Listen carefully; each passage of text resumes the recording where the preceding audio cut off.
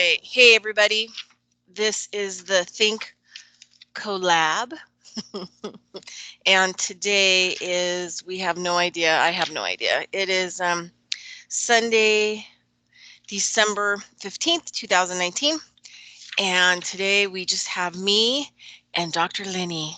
me, Hello. me being Bridgette Lynn Dolgoff.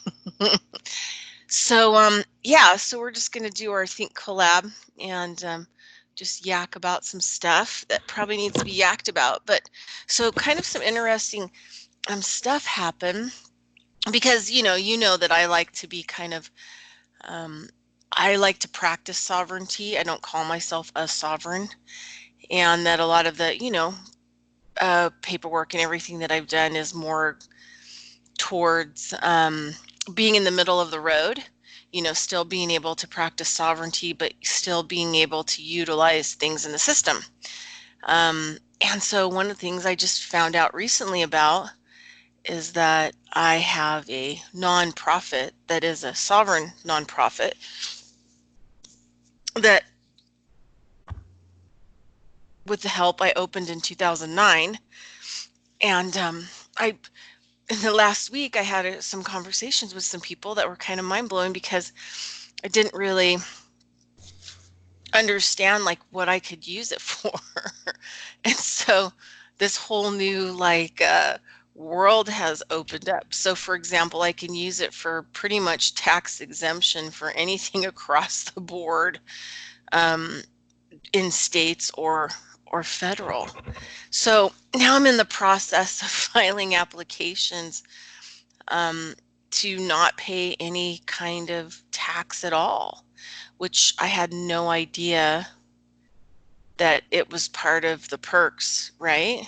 So, and so I'm been digging through the rabbit hole because it's not always easy to find. But I was thinking about how much money, because I pretty much operate under my nonprofit. So, and unlike other people who may have nonprofits, church entities, I do outreach. Like Tell I us more about your entire nonprofit for the listeners who are new here and for people who have been here but don't necessarily know what your nonprofit is about. Yeah, so well, the belief system of my nonprofit is shamanism, obviously. And my nonprofit is the Ministry of Consciousness, which is a church entity, but it's actually an international entity. It's a corporation soul that's been around since, I don't know, 1600s. And yeah, so in 2009, I had some people help me to create the corporate soul. And it's filed, and I have an IRS ID number and the whole nine yards. Um, and it's a donation only, but there are a lot of other people and organizations in the world that operate as a corp soul. So right or wrong, good, bad, or indifferent. But I use mine. It's like a high-end church entity, sovereign. And so, but I do a lot of outreach. I do a lot of education and community food growing, and helping people to create, food, uh, soil restoration, all kinds of different stuff, and helping the homeless, the people who live under the bridge that no one helps. So, but I didn't realize and the type of nonprofit I have, the Corp Soul, only allowed to take in donations. It cannot make money. But there are also things that can be. There are also documents and tools that you can actually use if you're smart enough, and you can actually create underneath your own articles your own ways of doing business, and business as. I think even with the Corp Soul, a few years ago, I was reading that, say, for example, I'm the main, reverend person, signer of the Corporation Soul. I was reading that I could actually, create a legal document within my um, corp soul that would alleviate me from taxes. So if I was to go out and get an outside job in, say, at a corporation or something like that, then I could actually write a document, legalize the document, notarize it, and then I could actually give that to their accounting department, and no taxes would be actually taken out. So I could authorize through the corporation sole that, as you know, the main signer of the corporation sole, that no taxes are taken out of my check. Did your corporation or corporate soul own your van? No, somebody else did that because of all the other crazy stuff, that was happening to me when the state came after me for my private practice, so that I could no longer be profiled, right, and pulled over because they didn't really know what I was driving. So somebody else had that underneath their corporate soul during the duration. So your corporate soul can talk to other corporate souls on a corporate to corporate level? Yeah, it's not like a corporate. I was going to look up, I mean, they're not. Let me see here. Here's the corporate soul book PDF. I'll add some links in here um, for people so that they could, find some different information, like on, different corporate souls and what they are. But I was going to we'll just look at what Wikipedia has to say about the corporate soul. Oh, Is this actually a no, no, 501c3 or is it no. This is different designation? international. It's international, so it's way better than any of those types of things. But this is the other problem. Um, Corporate souls are hard to get these days. I know that I want to say 2011, a lot of the IRS was trying to abolish corporate souls. And so in a lot of states, you weren't able to um, open a corporate soul. But I know, like in the state of Nevada, I guess there's a search place where you can look up and you can find existing corporate souls that somebody had abandoned, and you can just take over the filing and reopen it, and then, send your paperwork to the IRS and get a tax identification number for it. So this is short definition here with Wikipedia. A corporation sole is a legal entity consisting of a single sole incorporated office occupied by a single sole natural person. A corporation sole is one of the two types of corporation, the other being corporation aggregate. So the thing is that it's a natural person, which is sovereign, right? Practicing sovereignty. So it's me running the office of the corporate soul. But there's a lot of things that goes. Um, let's see. It's just been around for a super long time, and this is another thing here. Well, there's like a video. What is a corporation soul? Here, let me. So I'll just put some. When I put this up, I'll just put a whole bunch of different things that are, some links about it. But I was totally here. I'll send you a link, Mr. Lenny. Okay. This is a YouTube video, and anyway, so corporation soul is, a sovereignty entity. I think it goes back to the 1600s. I think it started in England. People started the legal entity because they were being overtaxed by England. So the people created this instrument or document to remove themselves from the taxation of, I think, England. So it's been around for quite a long time, but it's something that a lot of people don't know about. And people always ask me, yes, I have a bank account. And I have to tell you, when I got the paperwork from the state, and then I got my IRS identification number because I expected something, you know, crazy to happen with the IRS when I was submitting this documentation, faxed it over. 3 weeks later, they faxed over an ID number and have never contacted me again because, you don't pay.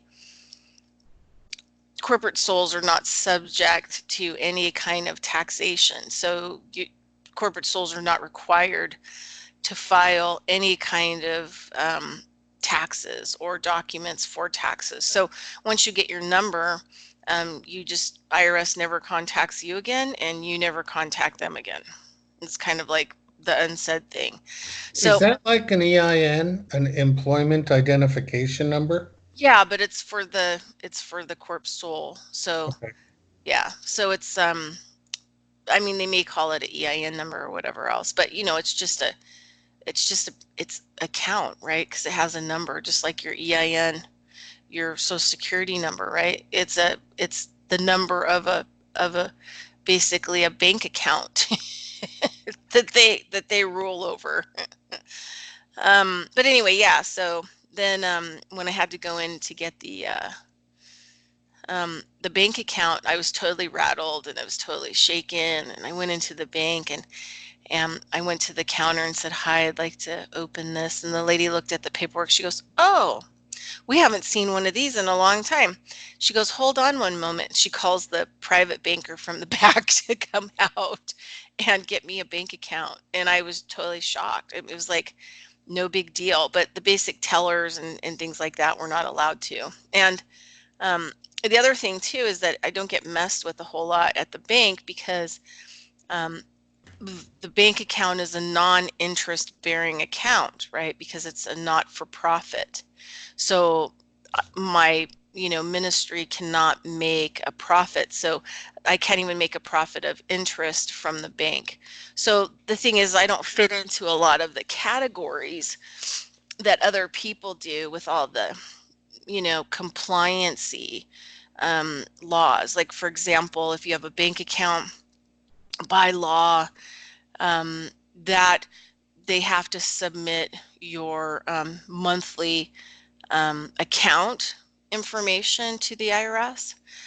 If you have, especially if there's a debit card that's attached to it. This was a law that went in 2008, actually, that banks were required, if there was an ATM or a credit card attached to that account, they would have to automatically submit your banking information, everything you bought and spent and whatever else in the course of the month, directly to the IRS.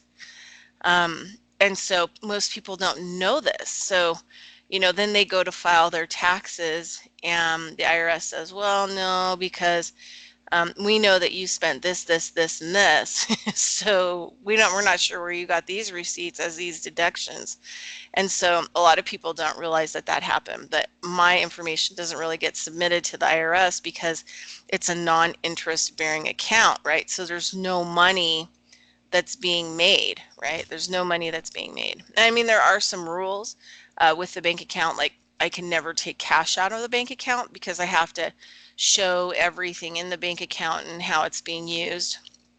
Obviously, there's not a lot in there. And I am looking at grants to try to help with some of my outreach work for the nonprofit. But that's I took a whole bunch of grant writing and did a whole bunch of nonprofit education for like 2 years. And it's so hard. And it's such kind of a waste of time. So I kind of have abandoned that arena. But I was thinking, like I could use it to defer taxes. So this is like the craziest stuff. So any car company, I can file tax exemption.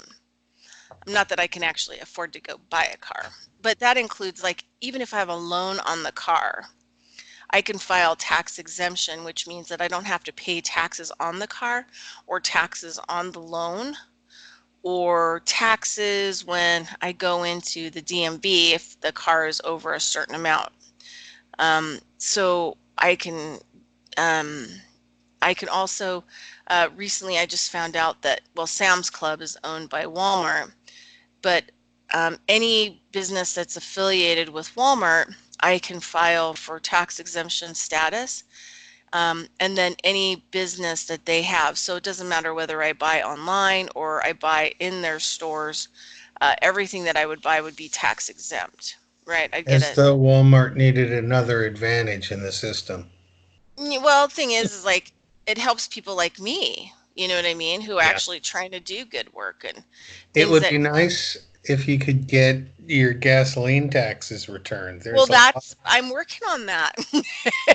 I'm working on that right now, and I'm trying to figure out how that works. So I have calls in to actually figure out how do I apply. But it looks like what you do is you apply for, say for like a Shell, business card, and then you don't pay tax on anything that you use for that with that card, right? It's all tax free. So if you use your Yeah, gas, but you don't have to pay tax on gas. the taxes in the gas are in the price at the pump. So Right, you're but this, pumping it and they're charging you tax as you pump. So I right. guess you would have to apply to get it back. Well, I no, don't. what happens is once you have the card, then they just give it back to you on your monthly statement. Oh, so it's like a debit against or a credit against your debit. Yeah. Okay. So and then but you can use it for all kinds of stuff to create tax exemption, wherever that card would be accepted. So I'm working on that, and then also Sam's Club, which is owned by Walmart. Costco doesn't give a tax exemption, but Sam Club is sort of like Costco, but they give a tax exemption through Walmart. So in some cases you can apply just to one company, and then all their sub companies that they own. This is what I'm learning, right? Because I've just started going down the rabbit hole this week. And there's just a lot because there isn't like one website that you can go to that explains all the tax exemptions that are available, because they hide them all. They don't want you to know. And so obviously I've had my Corp Soul since 2009 and I didn't know any of this, right? So I'm just really kind of going down that rabbit hole.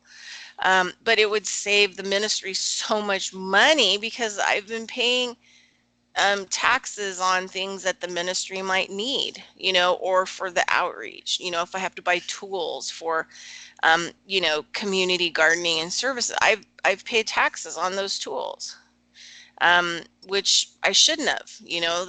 That's part of the perks of having a nonprofit. So the other big score is going to be with Amazon.com.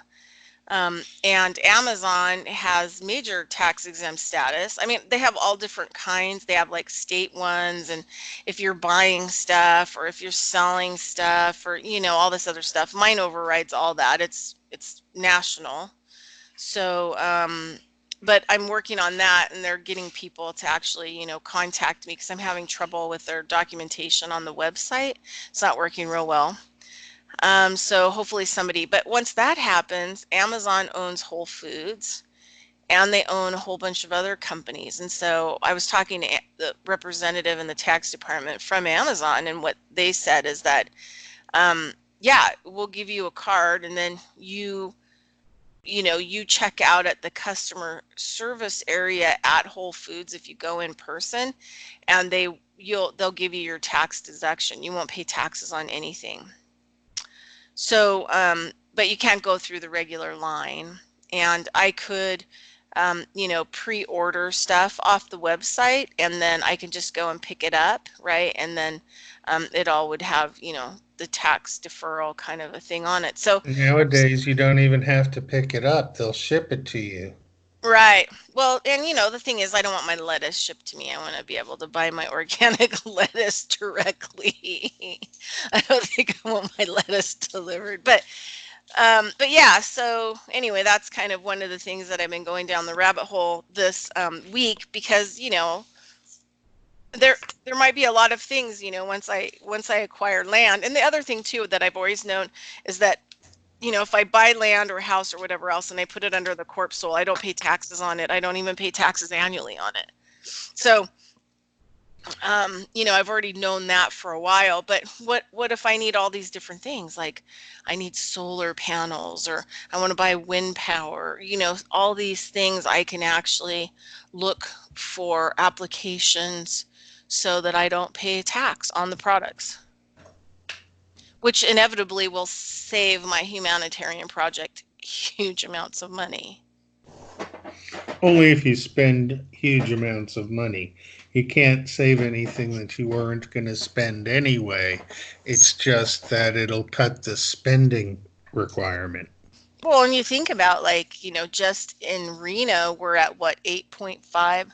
So 8 cents on every dollar is taxable. And I think that the gas, Jen, come over here. She's smelling the cat butt, and the cat's like, don't, yeah, stay away from my butt. Anyway, so you think about like what Montana doesn't really charge, they don't charge taxes to their people for gas. So their gas is usually like 30, a minimum of 30% less of like what we are here in Nevada. And I think Nevada has like, it's like some outrageous amount, like 30 cents on every gallon is tax.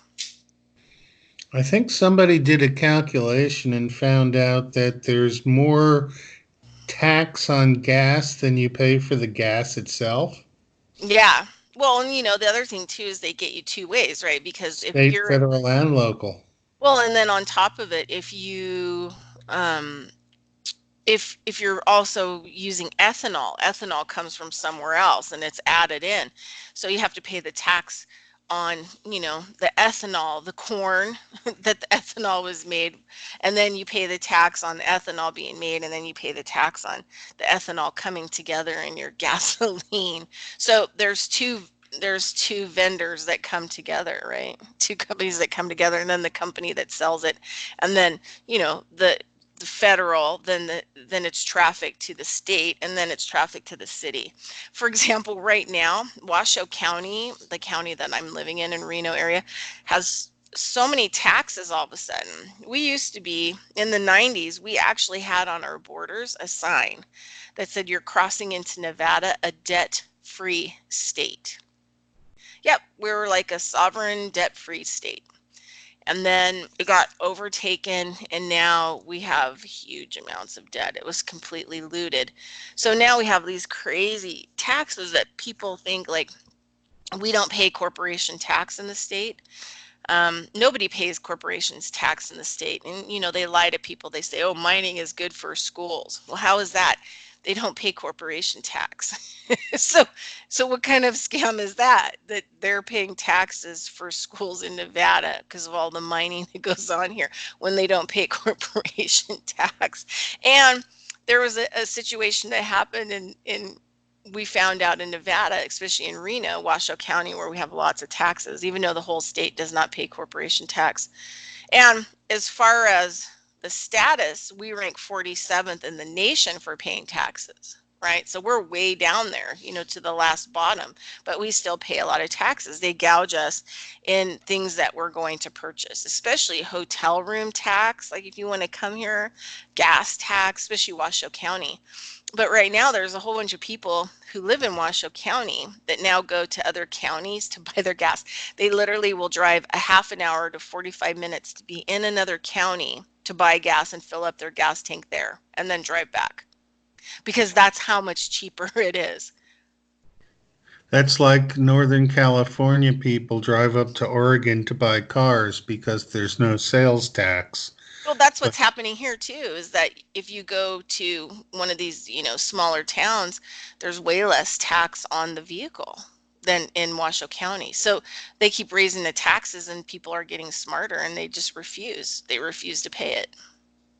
yeah, I would think that the Reno area and the Las Vegas area both are highly taxed more than the rest of the state. But isn't Nevada mostly owned federally anyway? Well, that's the big secret. that's the that's the big, unbelievable like unbelievable secret. And it's funny to listen to the conservatives and the Democrats here like fight back and forth when they don't even realize like the jurisdiction of the state that they actually live in. So, yeah, no, that's so true. So, when I was lobbying, just to give people kind of a background, so when I was citizen lobbying, one of the things that came about because these paid lobbyists thought that they would school me, they're going to homeschool me. And so they, tried to mess with my mind with some facts that I didn't even know about that aren't even in any kind of history books about the state. And that, basically I should stop doing what I'm doing in 2009 and stop fighting against some of these legislation because I'm in way over my head and that I don't even know the basics of, historical events and facts and that happened in the state. And so I should just quit while I'm ahead. So anyway, I found out that Nevada was sold by Abraham Lincoln, the pink slip on it, to the federal government for the Civil War debt. Yeah. So that means that's why we're a tax-free state. That's why we have all of the, you know, unusual things that other states don't have, or like an anomaly, because it's all about looting. And I think the only thing that has never been found in Nevada is like an emerald. But every other thing, has been found here. Every other metal, every other stone, and people, all these mining companies loot it all and take it out of the state, and it's never seen again. And no money ever is seen in the state um, for anything in regards to it. So I think it's why the state is gambling too, and prostitution. I mean, we have, people don't know this, but we have legal prostitution, you know, in most of the state. We have legal gambling. I mean, people can literally sit at the same bar for as long as they have money, right? Because a lot of these casinos don't close. And people can cash their welfare checks. They can cash all kinds of things, and most of it's spent before the people even like get out of the buildings. And this is because of the criminal cartel. I mean, we were looking at, remember last week when we were looking at Reno and we were looking at the GCR and we could see that the pharaohs were involved there. And then there was the swastika that you could only see from the sky that was in alignment with Yeah. the GCR. So this kind of tells you that, we have this pharaoh, these old family lines here that go back before the Templars, go back before they work with all these Freemasons, they work with all these other subgroups, but the pharaohs are at the top of the food chain. So, and Dr. Haros talks a lot about that, so people can look up the, which we sort of hit on before, but he has the Pharaoh Show France and the Pharaoh Show Switzerland, where he is a PhD historian and he travels through these areas and shows people all of the symbols on foot, tells you exactly what they are, what they mean. He shows that they eat people, they're not, he comes from some of these bloodlines and they stole his 12-year-old boy and sacrificed him. So he decided that he was going to turn on them and tell people the truth about what they were doing. So, but anyway, so yeah, so Nevada has all the other 50 states have separate constitutions because they are supposed to be considered their own countries. This is how they were originally designed, that each state was their own country. But now they're kind of lumped up underneath the federal government, underneath the, United States corporation. But originally they were all their own individual countries, so it signed off. So in most state, you can look at their constitutions online. It'll say something like, we uphold and protect the rights of our people first. That's the first thing on there. So at least your politicians are subject to protecting and creating some kinds of legislation that actually help the people. And so you can legally go after them if they don't.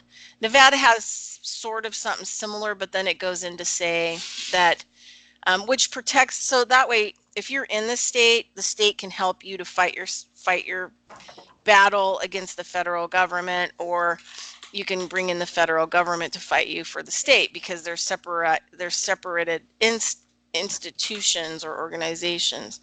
But in Nevada, we don't have that. We have something that says Nevada adopted in behalf of the citizens of Nevada the federal constitution, which happened during the time where the corporation was active. So we were never free.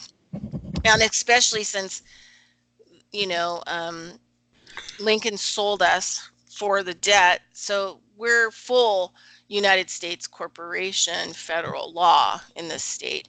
And then it goes on to say something like, well, anyway, people can read it, but it's not like the other states. And so that's why when the mafia was really heavy, that's why Nevada was a mafia run state. Like it was all mafioso. And my dad that I was raised with worked for people like Joe Conforti as a money launderer in their establishments. So we grew up really, really poor, but they, if we needed a car, they would get us another used car, or whatever else to try to help. So it was very much kind of sort of involved in a lot of that. And they weren't bad people. I mean, yeah, probably they murdered a lot of people, but they, kept kind of Nevada from falling into like, major disorder, really. And I mean, they were a big crime, but that's why they got the casinos. That's why they got everything. And then when they started taking the mafioso down, who controlled Nevada, then the feds really stepped in and started stealing everything. For example, they tried to pass a legislation in 2009 that the federal government owned every drop of water in the state of Nevada through the legislative process. Even if it rained and there was a puddle in the road, that they would own that as well. And the thing is, I tell people it's that they do own it because they, were run and regulated by them. And there was two incidences where I don't even go to the airport anymore, because when President O was in office, he flew in here regularly. We're talking like every few weeks. This Reno was a major place where he flew in, and they would have all their like secret meetings here. They have a lot of secret meetings. I know doctor friends of mine who have been asked to have meetings, at the GSR. This is their pyramid. This is their office. This is where the cabal does, if you want to call them that, the business, international business. And there was two separate times over 3 months that I was detained in my car, just dropping somebody off at the airport, and then was coming out the exit and was detained for an hour and a half to 2 hours with black op military because President O was landing at the airport. And so after that, I never go to airports ever again.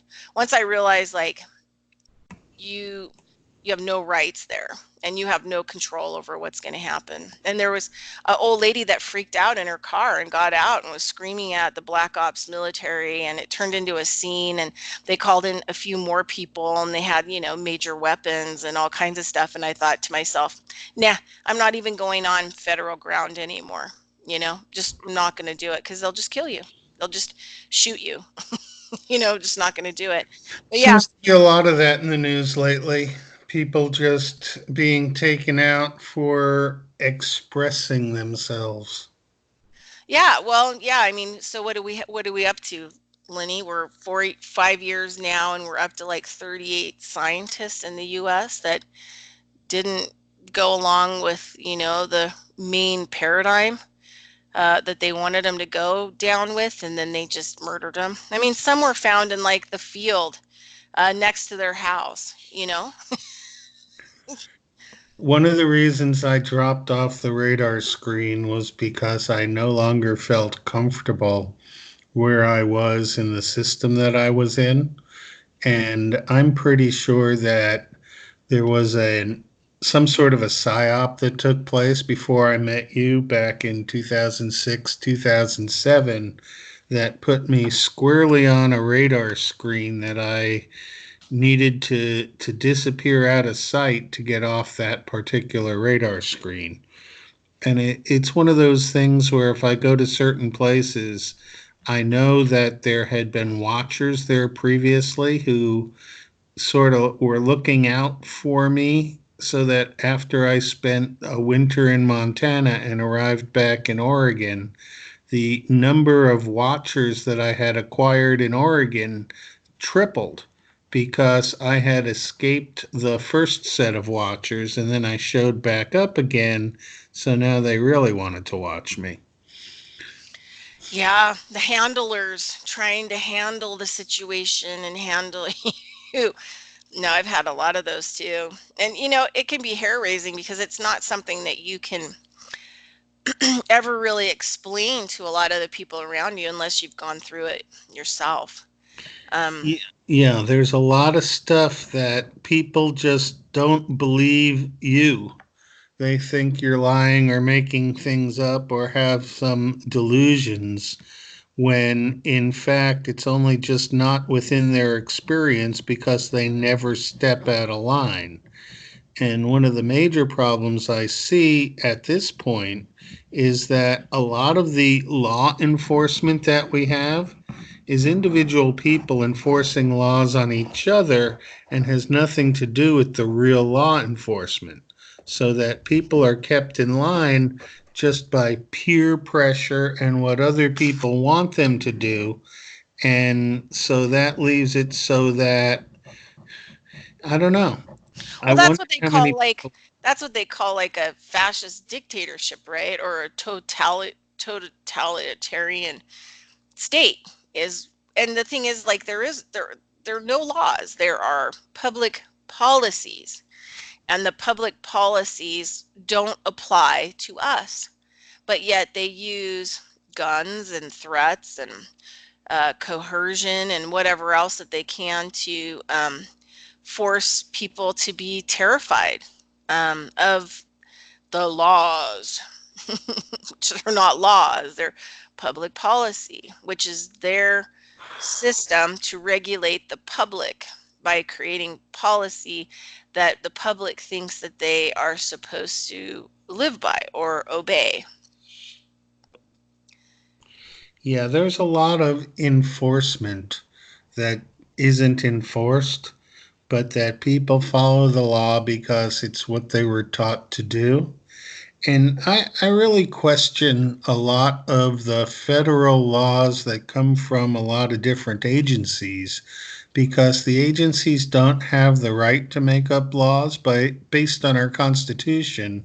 Congress has to make the laws, but they make a very general law, give it to the agencies, and the agencies write the enforcement. But now they're with the budget as it is and so many things being not really funded, things like Superfund. There's not work going on at Superfund sites by the federal government because the Congress didn't reauthorize the Superfund Act in 2016. And so now the states and the agencies are doing what they want because there's no enforcement on not doing the things that they want to do. And it's funny because I was working with a mine site back in Oregon a few years ago, and there was a major cleanup and a huge discussion where they had 5 or 6 different options, and 3 of the options were ruled out right away, and the other 3 went through a lot of debate, and they finally chose the selected option that was going to be pretty good. And then the Superfund was defunded, and so the state went to the cheapest option that they had, which was one of the 3 that was rejected originally.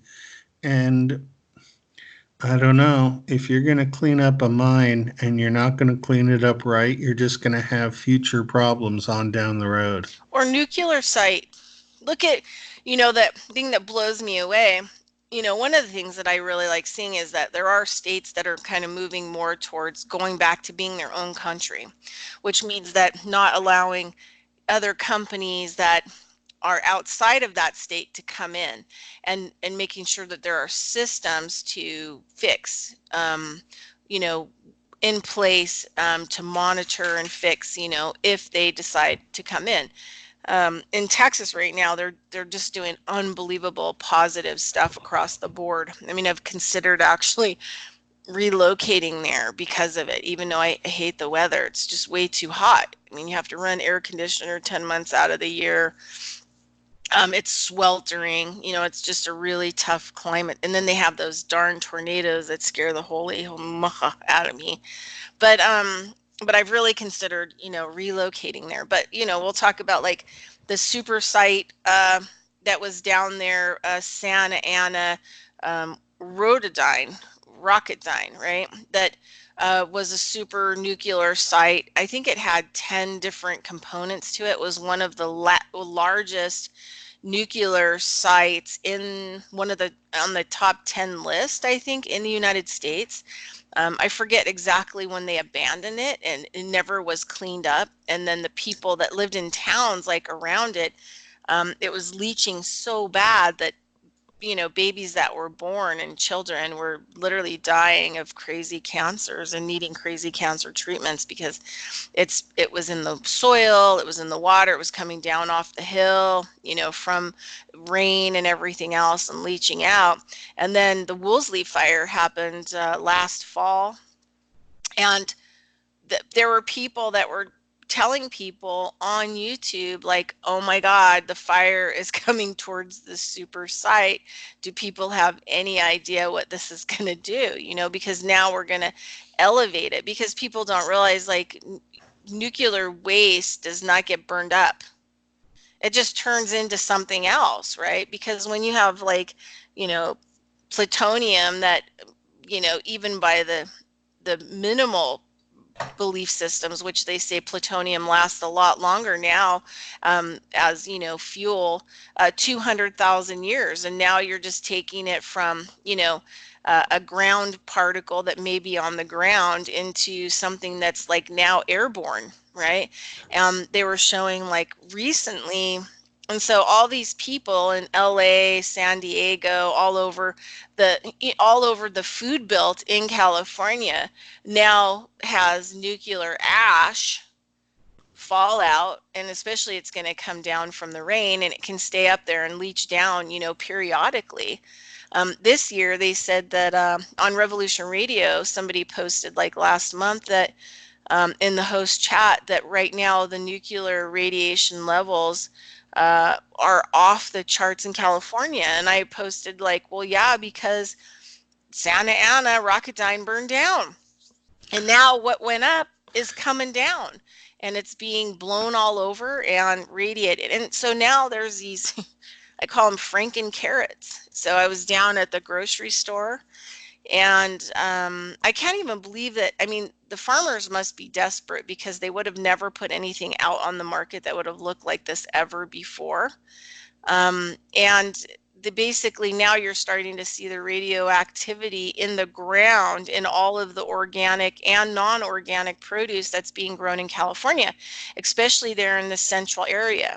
Fresno, Bakersfield, all of these places, which are like the food belt of California, now are showing signs of nuclear radiation food. So the carrots, they're bigger than bananas, each one of them, and they're all mutated and weird looking, right? And then, so, how they put together those bundles of carrots that have the tops on them, that you can buy in the organic Right. section?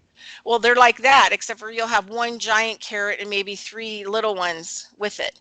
But it's so Franken. I mean, we're talking Franken, like, in my history of growing food, I've never seen a carrot like that. And when I saw it, I knew exactly what it was. I knew exactly what it was. It was because I've been waiting for that stuff to start showing up in the organic produce here, because California exports, something like 75% of all their organic produce across the whole West Coast. Yeah, I was living in Oregon, and Oregon has a reactor that is for student research at Oregon State University, But then there's also Hanford over in the on the Washington side of the Oregon Washington border that is near the Columbia River. And the Hanford buried radiation was leaking. And I think it was 2014 that it actually broke through into the Columbia River. And so Portland, Oregon is downstream of the Columbia River, and their water supply gets a constant source of leaked radiation out of Hanford. Now, I question what they teach about radiation because I'm not 100% sure that it makes sense to me. Initially, when I learned chemistry, you couldn't morph one element into another. That was called transmutation, and that was totally not allowed in chemistry. But in nuclear chemistry, transmutation is the way that one element changes to another. So, what you have is you have a decay equation, and there's three ways that nuclear radiation decays. What you have is you have a big molecule and it gives off particles because the nucleus is imbalanced.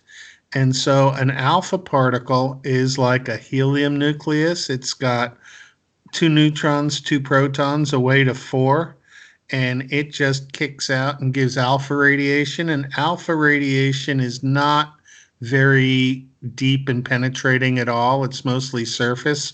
One hit and the alpha's gone, but the one hit does some damage. Then there's beta radiation, and the beta radiation is like a stream of electrons, and they just keep coming, and they are highly penetrating and do lots of damage if you're right in the stream, but they they travel long distances, and that once they're in a direction they'll go through anything and not really move around, and they displace electrons from whatever they hit. In chemistry, most molecules are totally empty space with a small nucleus in the middle. That's the mass. So if the electron hits the nucleus, it can catalyze some other reactions. The third type of radiation is called gamma ray radiation, and most people think gamma rays is what turned Bruce Banner into the Hulk. And the gamma radiations are individual jumps of energy between different energy levels, and they get emitted at a certain energy level, and they do all sorts of damage because they'll go through anything. They're not even altered by the nuclei of other elements. And so between the alphas, the betas, and the gammas, there's three different forms of radiation that folks have to work about. Now, the medical profession uses radioactive tracer elements as part of their dyes and stuff to get information about what's going on. And now there's a new cancer technique where they can plant a radioactive pellet right next to a tumor, and it will spit off alphas and it will kill the tumor, but it won't do other damage to the system. So the idea that all nuclear radiation is bad needs to be rediscovered. Yeah, And so the thing is that it does. That pellet actually does cause long-term damage. And the other thing too is that the healthcare won't tell you the truth about having a radioactive seed. That's what they call it. But if you look at the small print of the documents they give you after they do it to you, you're literally not allowed to be in a household with any other person for the duration of the off gassing or whatever of the length of that nuclear seed or pellet that they actually put in. You can't be around especially, you know, people under 16 years of age. You can't, because everything in your body, your saliva, your blood, Your fecal matter, your urine, your sweat is completely 100% radioactive and Yeah. can cause damage to animals, can cause damage to, but they don't tell people this stuff directly. And so their loved ones are in the house with them. And because the medical field is not honest at all. And then the other thing too is that when they do the testing by putting the radioactive material into the body so that they could put you into the MRI to see what's going on inside your body, every person that I know that has had that done to try to figure out what the level of cancer that they have inside their body is, dies, and it makes their cancer worse and faster, and they die quicker. Every person that I know that have had radioactive material injected into their body, it has damaged their DNA to the point where their body can no longer replicate themselves. So yeah, they want to see into the body. I mean, I look at it like chemtrails, and maybe the military is putting out the chemtrails so that they can, use some kind of microwave energy to see in other cities, and watch what other countries are doing militarily. But in the whole, the chemtrails are killing the environment and killing people. And that's the way I look at the Yeah. radiation in medical. Chemo trails are a lot like chemotherapy. Yeah. And the chemotherapy does more damage to the people who have the cancers that they're trying to treat with the chemotherapy than the cancer does on its own. And I knew some folks who were downstream from people who were have somebody who was on chemotherapy, and they found when they tested the water that the water coming out from the house above them on the stream was getting into the water system, and they were getting radioactivity in their water. And so the whole system is not truthful. And that's one of the major reasons that you and I and other folks object and have left the system, is because if you go based on what they teach you, you have a totally different belief than if you go by what you can actually discover as truth. But I think that truth is relative and not absolute, and people can have different truths. What you believe really makes a difference in how you operate. And if somebody undercuts your belief system by telling you something that's different than what you already believe, if it sounds right to you and you're ready to give up your existing belief to change, it's really worth thinking the whole thing through and never give up something that works for what somebody other says, somebody what somebody else says based on speculation. Because if something works for you and then you no longer believe in it, it no longer seems to work for you. Yeah, so my first, I was thinking about what you said about the different, radiation rays, which makes more sense to me because when I first started dealing with people from Hanford, Tri-Cities, a lot of these different places, I was working with a Lakota Sioux medicine woman, and she would come to Spokane, and I was one of her apprentices. So whenever she was there, and she was working on people, energetic, doing energy medicine on them, she was off the charts. Then I would have to be there as part of it and help her with the patients and everything else. And we would get a lot of people from Hanford and Tri-Cities, and she would try to explain to me because she at one point she had been kidnapped and stolen off her reservation by NASA, and that's like a whole other story. So she was very aware of a lot of other things that a lot of other native people are not, especially radioactivity and things like that, because she predominantly worked with NASA scientists and people, healing them of the cancers and damages from nuclear type experiments. Now, NASA and some of these agencies wouldn't allow her to work on or let people that were lower in the agencies get these kinds of treatments, and they died. They ended up dying from this stuff. And Even Mark Steele was talking about one day I was talking to him privately, and he was saying that he You know, he's been in microwave radiation research for such a long time that he at one point he was damaged from it, and that all of the other scientists and people that he worked with in these programs are all dead. That none of them survived the experiments, even with microwave radiation, right? So we would get people that had radiation problems, but the interesting thing is that they would show up, and there was three primary types of cancers that they would show up from these areas. And mind you, all the deer were contaminated, their offspring were contaminated, the water was contaminated. I think what Hanford, they say that it's spread out like 600 miles radius by now. I mean, since 75 or something like that, and then they pretended to clean it up and they never really even cleaned it up. I mean, how do you clean up something that nuclear radioactive activity that's corrosive that ate through all the aluminum containers that they put it in and put it into the ground in like the 50s? I mean, Yeah, you know, yeah. there's no way you can clean The that up. It's leaching has come into the groundwater, and there really is not a fix for Hanford. So the folks who are downstream from Hanford are going to see higher incidences of radiation caused cancers unless they move away from the area. But nowadays, there's so many nuclear plants in so many different areas.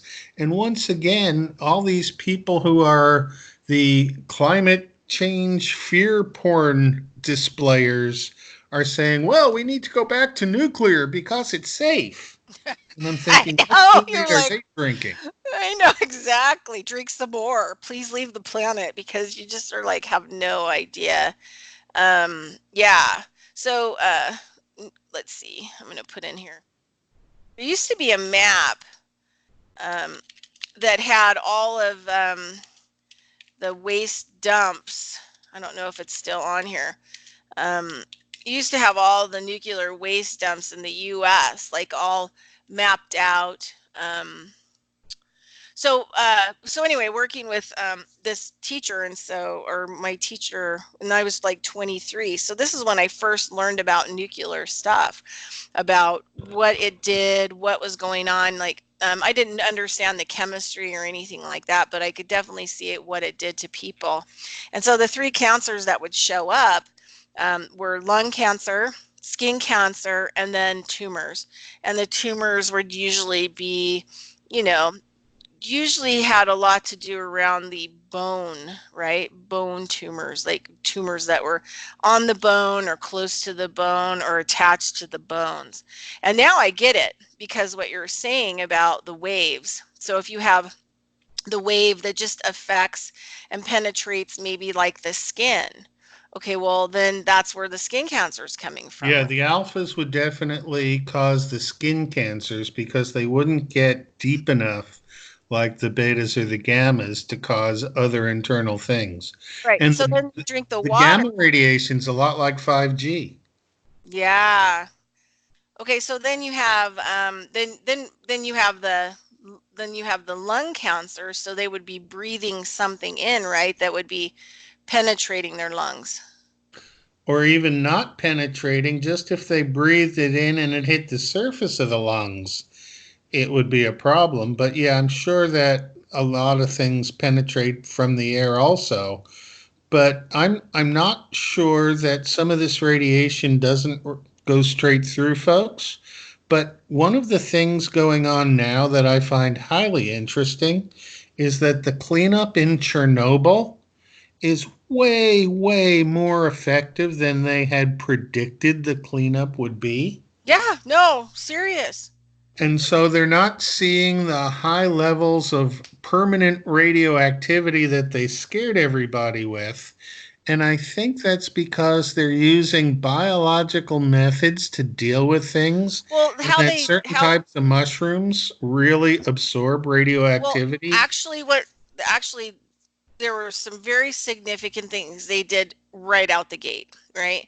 And I know this because of biodynamics, and I, you know, have been sort of in some of the loops that we've been talking about. So Russia has become the number one, biodynamic country in the world now, and they're using the barrel prep from biodynamic preparations actually all over those areas, which is microbial rich. And they found that it's eating the radiation up.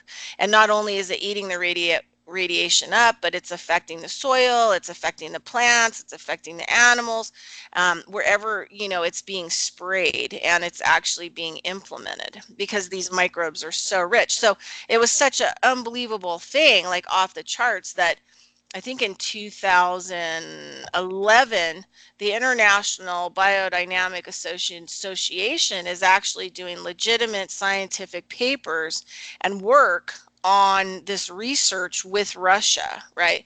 But Russia did something that was way above anything else. They have some of the top zeolite and boron mines, right, in the world. So zeolite is known when people take it. And let me just tell people, the liquid is toxic. Why make something? Every time you make a product from the original product, the original, originator of the medicine. So zeolite is a powder that's, rock or whatever that's mined. Actually, what zeolite is it's called a clathrate. And what it does is it has holes and spaces within it so that if it's negatively charged, it will take a positive charged radioactive particle and sequester it. And so that particle is now linked with the zeolite and can't get out of the confinement cage. And so zeolites absorb the radiation and hold them in place. And I'm not quite sure of the mechanism that they use once you have a radioactive zeolite, but they're solids. So you can filter them out of the water and collect them. I think they would still be radioactive, but the radioactivity is under control by being attached and surrounded by the zeolite. Yeah, so if you ingest it, it helps to pull and flush at whatever capacity that is, which is way better Yeah, that's why than they anything offer else. zeolite cleanses and not Yeah. necessarily for radioactivity. Right. When So and I use zeolite every day. I get the really, really good kind from Russia, and then I give it to gin. And gin doesn't have as many of the complications also from the chemtrails anymore either. So I don't know, the types of particles that zeolite can actually help that get into the body through water and air and our skin, from the chemtrails either. But it seems like it's really helping her to neutralize, things that she had in her system. I mean, I give her zeolite every day. But so early on, when Chernobyl hit, they actually, when blew up or whatever else, what they did was they had all these amazing people who risked their lives, and they dumped tons from their mines in Russia, zeolite on top of the nuclear site, tons of it, and boron, right, to neutralize as much of the radioactivity as they could. Then the second thing that they did was they encased it all with concrete. Yeah, boron is an interesting element. Boron is actually smaller than carbon. And the one thing about boron chemistry that's really interesting is it doesn't quite meet the theory of chemistry electron shells. So it's the exception to the rule. And borates and boric acid and stuff, you don't see around very much. I think that they're afraid to even introduce it to people because if people start asking questions, it attacks the foundational chemistry that they've been taught in school. And one of the things I found in my life of chemistry is that what I learned in school was a great, huge simplification based on models that were easy to comprehend and understand. But once you specifically went to try and use a principle, you'd have to dig deeper to learn that what you learned in school was just a surface value of what you were learning, and that the chemistry involved was a bit more complex than the simple chemistry that you take coming out of a sophomore level college class. But a lot of people never even take that sophomore level college class. What they have in high school has to serve for their chemistry, and in chemistry, the language is so different than what normal people use as language that I think that it's one of the major things that befuddles people, and that the people who talk chemistry in public really don't know what they're talking about because they're using ideas that were based on models that were easy to understand and not really correct. Yeah, they lied. Yeah, which is not different from anyone else. I mean, when you're talking about healthcare lying, my comment in my book is, well, when has healthcare profession ever been truthful about anything? Yeah, never. Never. So I'm going to send you, I'll put this link on the Think Collab thing once I get it uploaded. But this and so we can look at it right now, and then we can, then I'll put it on the Think Collab. Okay, so these are the sites that, this is off a blog that a guy wrote on Forbes blog site. So this is like a map that the Congress put together and are admitting to, right? Of the nuclear waste storage sites in the U.S. And a lot of these go back to, like let me go. I think it's like 1940s. I mean, Los Alamos, I think was like 1940s. Let me see. How old is the oldest um, nuclear waste site in USA? So let me see if I can go and see if I can find like the oldest nuclear waste site. Well, a lot of the nuclear waste sites that they're talking about shipping waste to, the travel across the country would provide more nuclear waste access to people than they should ever be near just to get it there. And all they're doing is dumping the waste into deep holes. Yeah. Now, a lot of the nuclear materials were created by man and they're not really natural materials. Uranium is natural, but the certain isotopes of uranium that they use to make nuclear energy have to be enhanced. And so they have different procedures where they can separate the different forms of uranium, and they bring together only the most radioactive uranium in order to be the source for the nuclear reactions that go into producing nuclear power. And so you can be watching a nuclear device and it's all surrounded by water, and the water will actually glow blue as because it's picking up so much energy. So I sent you a link. I'll add this link too to the Think Collab, because that's part of what we want to do is we want to put together links so people can go and check stuff out for themselves. Okay, so this is the Nuclear Waste Policy Act. It's up on Wikipedia. So these are by their own government stuff, right? It says the Nuclear Waste Policy Act of 1982 is a United States federal law established, which they don't follow their own laws, just so you know. A comprehensive national program for safe, permanent disposal of highly radioactive waste. Now, that word permanent should scare people because what does permanent mean?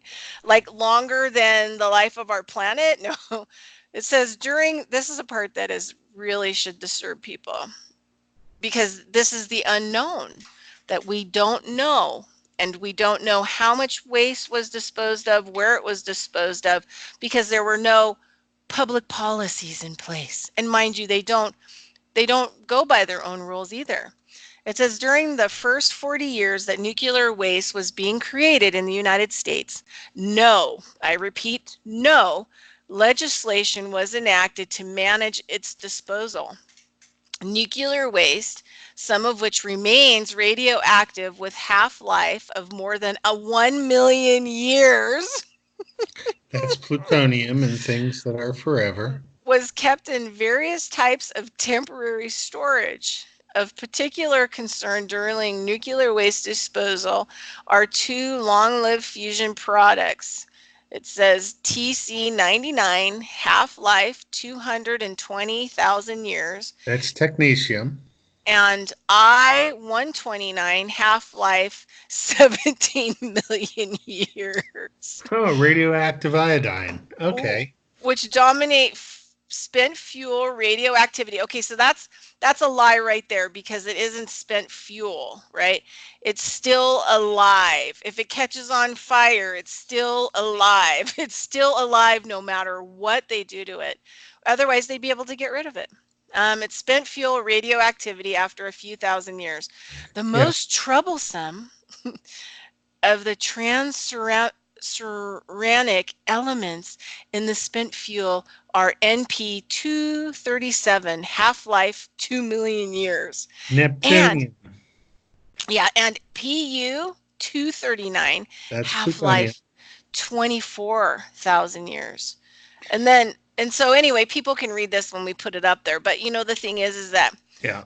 A this half should be life. public knowledge. If you want to have a public policy to protect the public, this should be on every government site. This should be mainstream information. This should be information that is taught in public schools. For those listeners who don't follow chemistry, a half life is how long it would take for half of the material stored to radioactively decay. It does not necessarily consider that it decays to something else that is quite radioactive, and most of the radioactive materials eventually make it down to lead. And lead is not doesn't hold the radioactivity. It's quite stable, but it takes, well, hundreds of thousands of years to get to that. I'm looking at the map that you put of storage sites in the United States, and I find it very interesting that the conversation when I was involved in this 20 years ago was to put the radioactive waste into Nevada and Utah, where they had deep mines that they could put it in, and neither Nevada nor Utah show a single radioactive waste storage site. Well, you know what? It's because Nevada fought it off. We fought it off for 18 years until the whole project collapsed because they were building it. They built the structure to put the nuclear waste in, but there was a problem in Nevada. We'd had over 15,000 nuclear tests. We ran the way that the air goes up from Las Vegas up through Reno and the whole state up into St. George, Utah, really is where a lot of the particles from the 15,000 tests that happened in Las Vegas, all that debris landed. So there's huge amounts of cancer in Nevada and up into St. George, Utah. And they couldn't actually put another one in because we already were running average 222 CPMs a day. That's the average background radiation. 100 is considered emergency, right? That you need to monitor and watch. And this is daily. So, the thing is that it is the more that you're subjected to it, the longer period of days, the way that I understand it, the more damage it does. So in Yeah, it's 2013, cumulative damage as opposed to something that can be repaired. So once you have damage due to radioactivity, it doesn't get repaired, it just remains damaged. So that's why the medical implants of the radioactive pellets in the long term kill people, is because there's too many alpha particles hitting things that are not the target tumor but are significant to the life of the patient. yeah. So Anyway, so then what happened was is that in I love Lenny because he can put the science to it all. Love having conversations with Lenny. Anyway, so then in 2013, our radiation detectors in the state that are run by the government, by the way, were peaking. Some of them were hitting 680 CPMs, and it went on for 4 months. Finally, the government turned them all off. And what we discovered was that the four Fukushima plants blew, right? Four of them got totally destroyed. They blew up. So there was, they all happened within weeks of each other. There was all that nuclear radioactivity in the atmosphere. And so about 2013, it started coming down in rain across the United States. There was a guy I was following for a while on his YouTube channel, and even 2 years ago, he posted he was taking his radiation detectors on board the flight, and he would hide them, right? And he wouldn't say anything, but he would just show video on his camera of how high they were peaking. And just going across the Midwest, they were peaking at 1400 CPMs. And so he was showing people that he was detecting, because he had to fly a lot for his job, I guess, that he was showing a lot of how much radiation was still in the atmosphere due to Fukushima. And that was even up to two years ago, the 1400 CPMs. Um, and so during this 2013, it started spiking in Nevada because we already had this background radiation. So the government turned off all of the radiation detectors in the whole state, so nobody could we can't monitor them anymore. And we don't really know exactly how much radiation is coming down that's added to the background radiation. So this is why they didn't put in an underground site or facility, because we are like the most radioactive state already because of how many nuclear tests that they did, and how the air lines that dragged the nuclear material all through the whole state of Nevada up into St. George, Utah. So we have huge amounts of cancer. One of the two big ones we have is we have thyroid, and also breast and prostate. And those are all nuclear radioactive cancers. And the other thing too I found out when I was in the medical field was that Nevada doesn't report to federal and national statistics on cancer, radioactive cancers that people have. So we don't contribute. That's how bad cancer is here for radioactive type cancers. They don't even add to the national statistics, or it would be much higher. So all of it is lies. All of it is complete and total lies, and you just have to educate yourself. The other thing too is that one of the things that I see a lot of in the last 2 years is Hashimoto's disease. And, the thing that I find interesting about that is I keep running into more and more people, especially in the state of Nevada, that have had their thyroids removed, and a lot of people that have Hashimoto's disease. So let's talk about that for a minute. Why would we name it Hashimoto's disease? Why is it kind of like a Japanese name? Maybe because the scientists found it, blah, blah, blah, blah, blah. But where were the first atomic bombs dropped? Right? Japan, maybe? So, they kind of put facts out there about certain types of diseases, but then they kind of hide it and conceal it when they know exactly what it is. So, when I talk to people that have Hashimoto's disease and their thyroid, I tell them it's like nuclear radioactive cancer that you have in your thyroid that'll eventually, take it over. And there are just so many people within the last 5 years, because I think Fukushima, lots of nuclear testing, the nuclear waste dumps, all these things are finally really contributing to people, and people are getting their thyroids out early. And I was also talking to a doctor. Thanks for that. I was talking to a doctor that was in California, who actually resigned his medical license because he wasn't paying attention to what was going on in Fukushima. But a couple of years after Fukushima, which Fukushima is still ongoing, they're not like Russia. They did nothing to contain it. Nothing. Okay, zero, nothing. Not like Russia. Russia was Johnny on the spot and dealt with it as fast and rapidly as they could, and still are proactively dealing with it, but not in Fukushima. So he was saying that what he started to notice was that infant mortality in his practice went up 35% 2 years after Fukushima. And he couldn't figure out where a lot of this stuff was coming from. And then he started noticing that babies were being born with hyperthyroidism, hello, and just all these, childhood cancers were showing up. And then he started to look into it. And because nothing was ever disclosed about Fukushima and what really happened in Fukushima, and all of that information was hidden. And so he had a couple of friends that were physicists that weren't paying attention to it either. And he asked them to actually, dig into it. And what they found was like astonishing.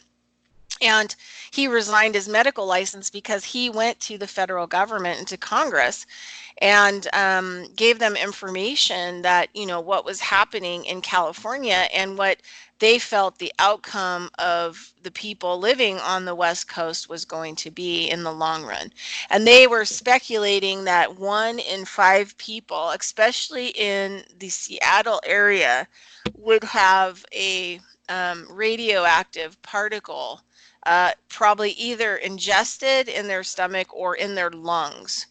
And so you can't get rid of those things. You can't get rid of those particles once they're in your body. There's nothing that will get rid of them, right? And they are, they'll last. If it's a plutonium particle, it'll last what did it say? 2 million years to just half-life. So you're not going to survive that. Yeah, and it seems to me that all the information that is provided on nuclear chemistry really needs to be re-verified and weighed again. That what we knew and the modern information doesn't quite add up to each other. And that now, especially now that we have the internet pushing a lot of nonsense in different areas about things that we were taught but never really investigated, it seems to me that we need people doing frontline research and research directed learning in order to get it so that people A, know how to use their own equipment that they acquire properly, can get it so that they can calibrate the equipment and work with it, and then report the numbers in something that isn't designed to suppress information, like the current research journals in fields like chemistry, biology, and physics. Oh, check this out. Uh-oh. What am I checking out? Oh no, no, I was just looking at the link you gave me. I'll post that too for this guy's website as well. Yeah, his This is the thing website. is, who we should be focusing in on is Russia, because Russia has already been there, done this, and they actually have real science institutes. They actually have, but the problem is that their language is so complicated that most people in the world cannot speak it, and because they were kind of forced to be their own island for a long time. And I think that's because the rest of the world didn't want the brilliance and the amazing intelligence and things that Russia was doing out into the main world, because there's so many brilliant people in Russia and that have come out of Russia. But What I anyway, found really interesting was that when I was doing chemistry, I had to learn to read German because most of the really in depth chemistry was written in German. And when I went back and figured out why that was, it was because Germany had the huge chemistry industry and was the leader in the world all the way up until they bombed the heck out of it in the 1940s. so here on this website, it has a book, The Dynamic Ether of Cosmic Space.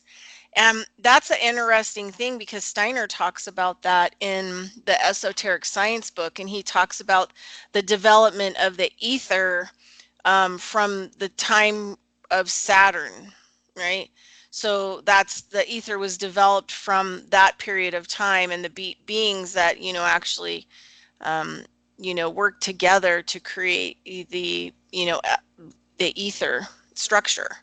So it's kind of interesting. Like that's a, pretty interesting kind of the dynamic ether of the cosmic space. Yeah, it He says that talks there's a lot about Reich's work. And did Reich know Steiner, or was Reich too much later after Steiner had been murdered? well, I don't know. Let's look. But if he's talking about ether like that, the dynamic ether of cosmic space, he had to have read Steiner, right? When did let me put him on here and see. Let's see. When did William Reich live? All right, he lived until 1897. Um, no, wait, let's see. William Reich, he was born in 1897. So he died in 1957. Steiner was murdered in 1924. He was also, this is kind of interesting, William Reich was born in Austria, which is now Ukraine. So he would have been in that area where, Madame Blavatsky was, who also worked with Blavatsky, yeah. Yeah, who also worked with Steiner. So I mean, he would have, totally been in that development, if not In fact, attending their if he would lectures. if he would have been born in the 1890s, he would have been a young person coming out of the college environment and going to work in sciences. And Reich's theories are very, very much attacked and not taught, just like Steiner's theories are attacked and not taught. So it wouldn't surprise me if Reich was one of the people who picked up on a lot of Steiner's work and actually applied it. There might be some good connections between the two. Yeah, yeah. Anyway, there's a I orgo see we've been going, monomy net thing here that somebody's talking about. we are now up to an hour and a half, so maybe we should wind it out. Yeah, yeah. So let's just talk about this real quick. So, and let me just say that there is, like we talked about in a past radio show with Karen, that the word Nazi would have not applied to the turn of the century. That wouldn't have been a word that would have been used, and there wouldn't have been during that time frame a lot of cultural, endeavors. People would have lived in their own countries, right? So we wouldn't have really known a lot or understood a lot of diversity in cultures, right? So when I'm going to say this, in the modern day, and I hate to put Rudolf Steiner's work in with the Nazi cult, but to this day, a lot of the traditional Waldorf schools and things of that nature are white. And there have been people who have worked in these structures who left and would call them white supremacy. Um, However, during the period of Steiner and all of these people, that's not what their focus was. Their focus was not a Nazi cult. They were focused in on how do we consciously develop and evolve, and how do we bring the spiritual information into the science realm, creating a spiritual science, which they also were trying to go back to, like the periods of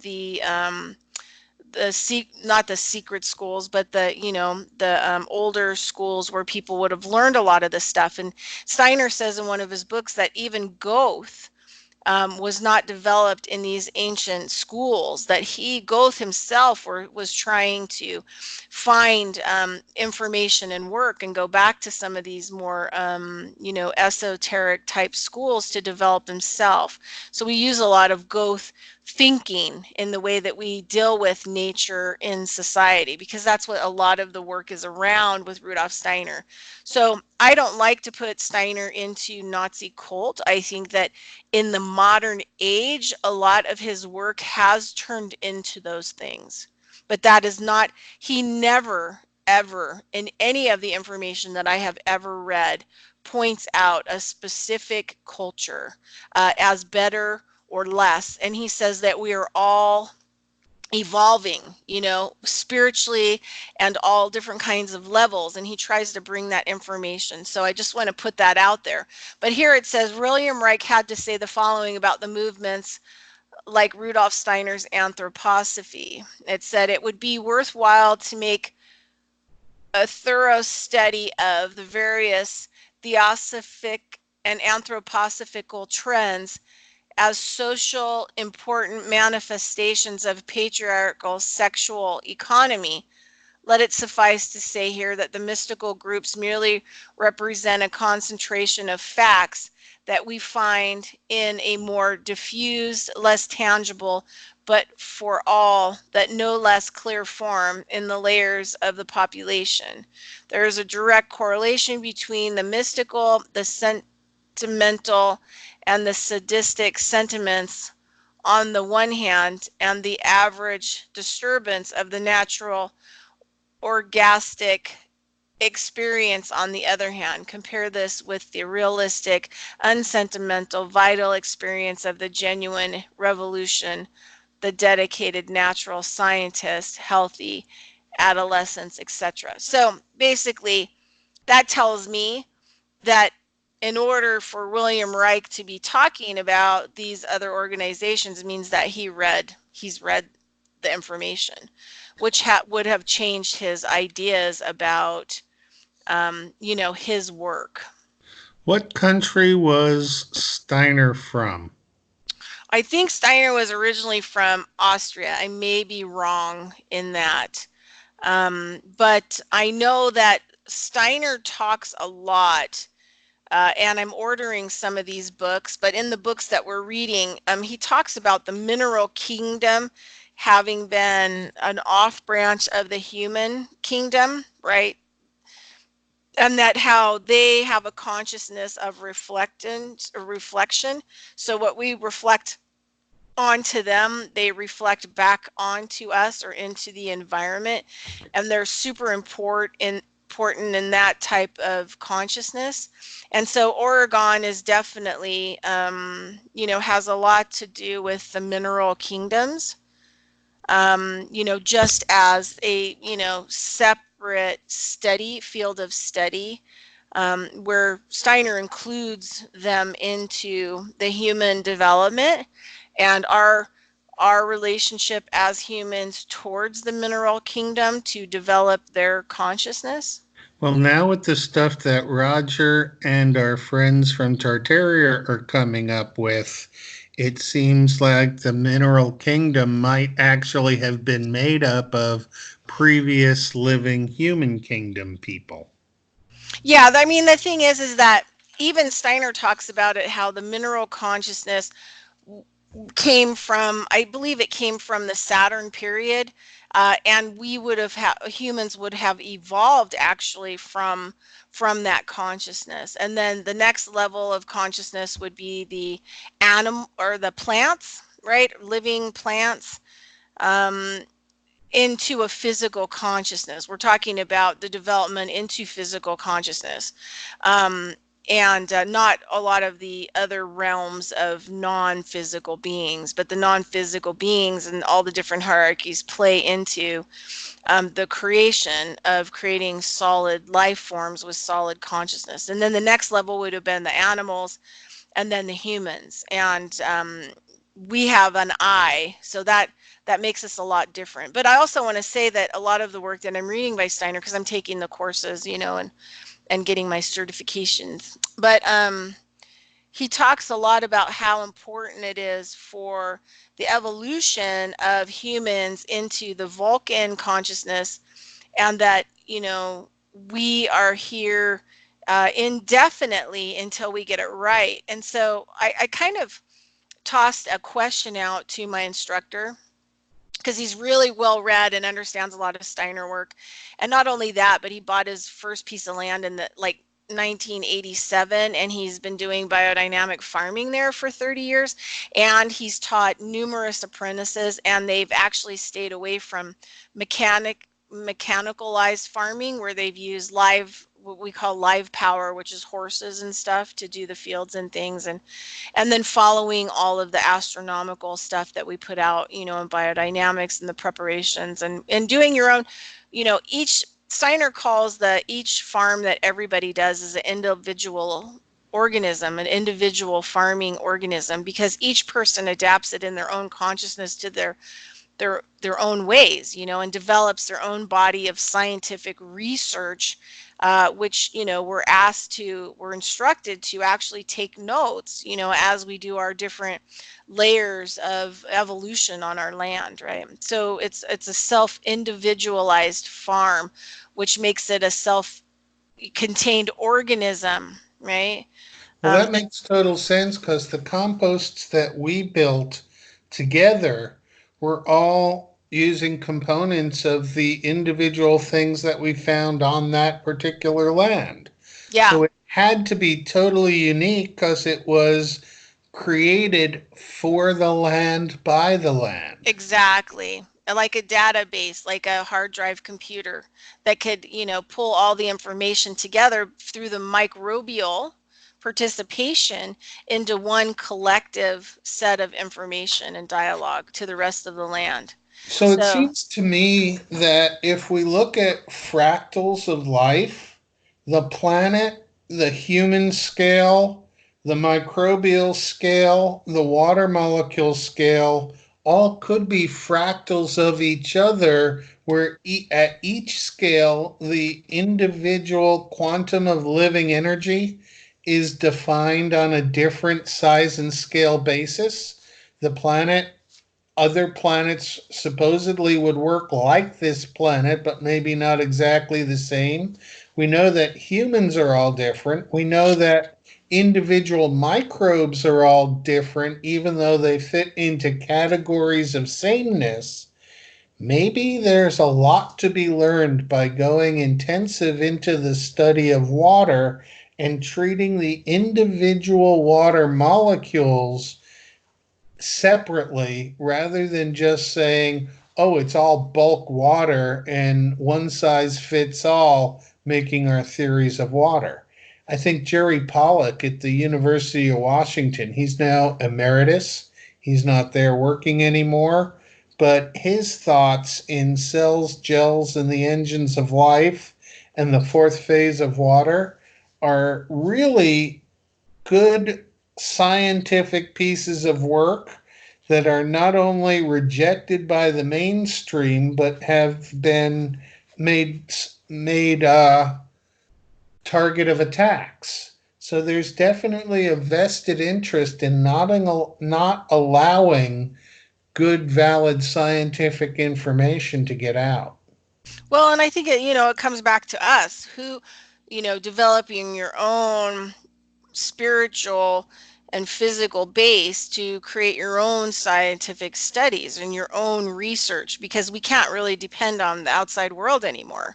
And how do we do that? How do we develop? That's why I really like Steiner's work, because that's what I'm developing.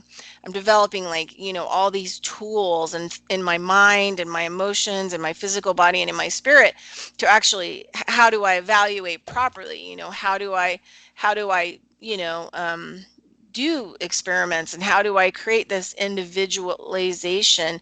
And but I just want to, so I threw this question out at my instructor, you know, because he's really amazing. And I said, so I'm putting you on the spot. And he said, okay. And I said, so why, if we have all these energetic beings who are behind the scenes, you know, that have been helping us to create a human and the evolution of the human and what we'll eventually become, you know, like in Steiner's work, because Steiner went and he was shown all these different beings and how everything has worked to the history way before this planet, right? And I said, then why would they allow what's happening to this planet and to the human, the human physicality and also the spiritual aspect.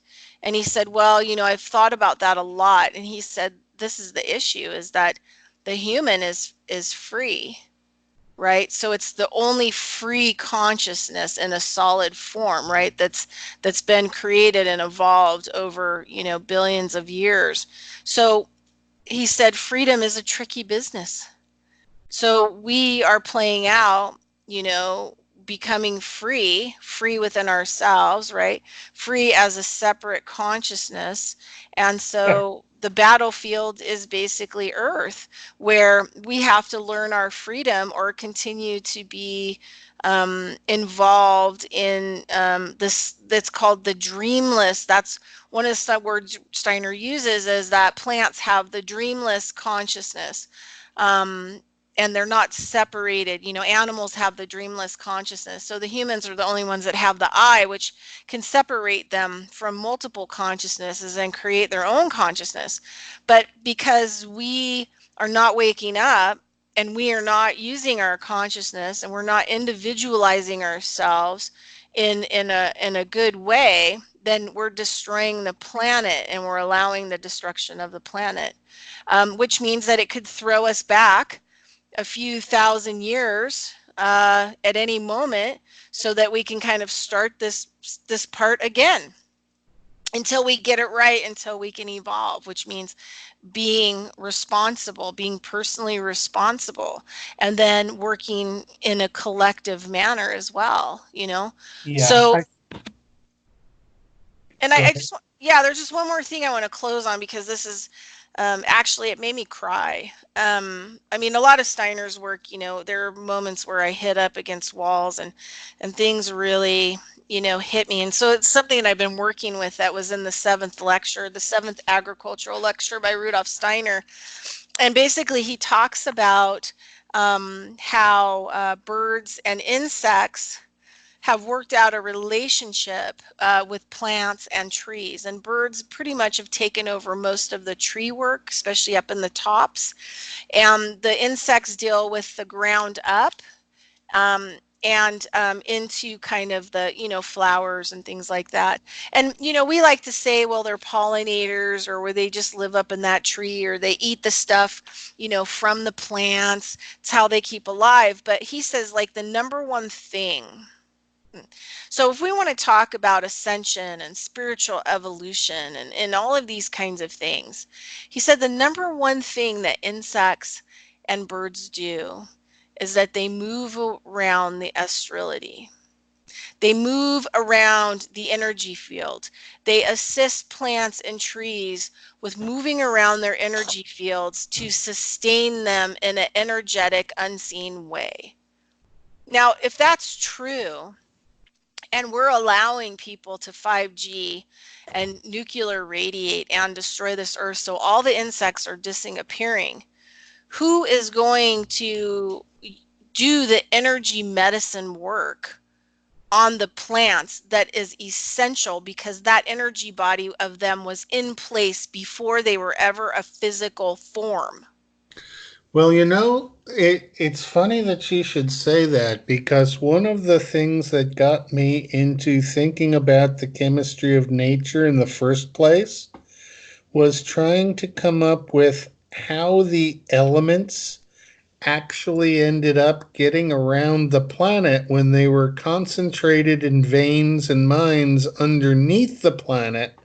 How do the individual molecules that are totally necessary, there's 70 necessary elements in just humans, how do they get there? And the idea that the birds and the insects move energy fits with my theory that the major way that forests in the Pacific Northwest get elements is from the salmon runs. And that all these fish coming upstream to respawn themselves and then die was providing elements from the sea back out into the freshwater areas, so that if a bear would pick up a fish and carry it 10 miles to, or even a couple miles to wherever it lives and feeds it, and then other things feed off other things. That was the mechanism I came up with.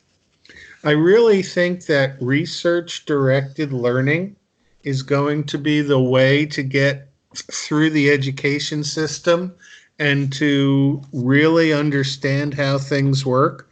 That if people can start by doing their own research and getting to a point where they dig far enough to get something that is not simple that they can understand and start working out the mechanism to get it through, that is the form of education that eventually is going to be the one that we settle down into, because current education is just repeat what you heard and not really give it the critical thinking to do the research and actually get proofs of what you think you know is not trivial. And so basing research personally with people who are inquisitive is a perfect way to learn more about what's going on, and it doesn't take somebody standing in front of a room lecturing at you. Yeah. Well, and this is the thing. I love that analogy. I just really love it because it just fits in with um, you know, how things happen, right? The unseen forces that are happening in the physical solid. But think about, like, if you took that bear poop, you came along the bear poop and it has all these different things in it that have come upstream in the fish, and the bear ate it, and whatever was not utilized in his body was put in the poop. And so people always ask me why I add things like deer poop and coyote scat and different kinds of things into the compost that I'm going to put onto the land. It's because those animals traveled further than the land and go back and forth, and they're picking up information and data from other places.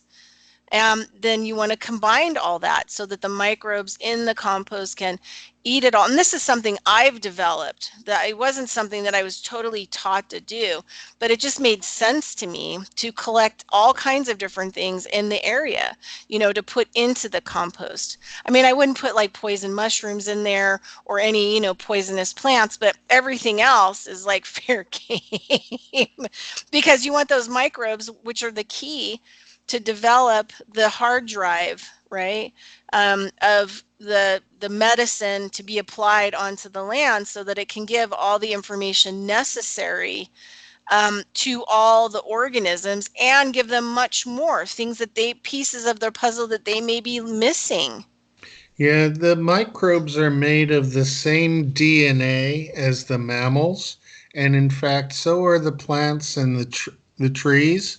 So there's a lot that we're taught in conventional science that really requires us to stand up and question.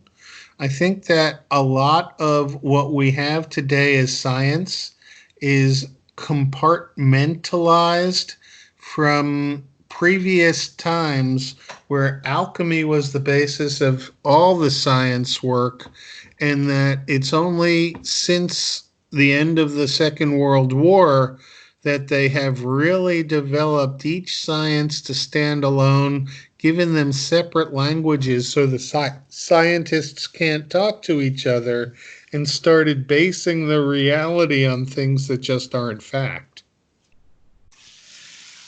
Thing is that's why we're doing the Think Collab, because what we just talked about this whole time is science. And so a lot of it is stuff that's not even distributed or talked about.